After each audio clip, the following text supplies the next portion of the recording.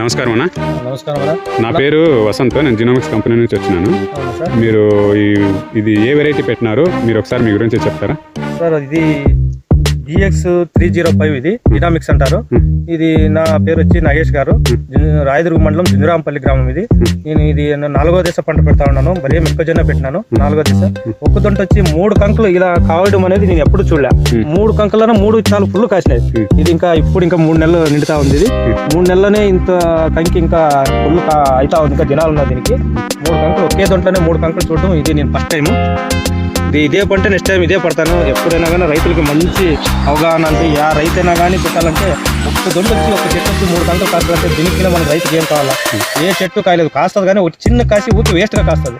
ఇది వచ్చి కంప్లీట్ నాకు డౌట్ వచ్చింది. ఆయన వచ్చి చెక్ చేస్తేనే ఈరోజు చూసా రైతు 3 కంకులు కాస్తా ఉండదు ఒక దొంట వచ్చి. 3 ఫుల్ గా గింజ, 3 ఫుల్ కాస్తా ఉంది. First, second, third.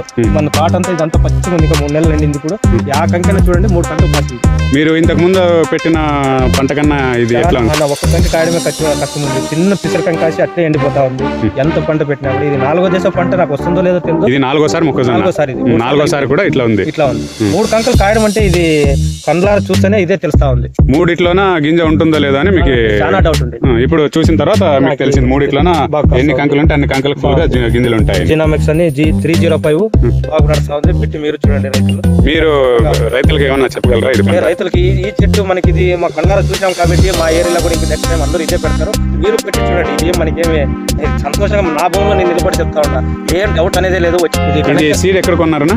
ఈ కనకల్ క్రాస్ MS తిప్పేస్వామి అని అగ్రికల్చర్ లో ఆయన దగ్గర తీసుకున్నా. బ్రహ్మాండంగా ఉంది.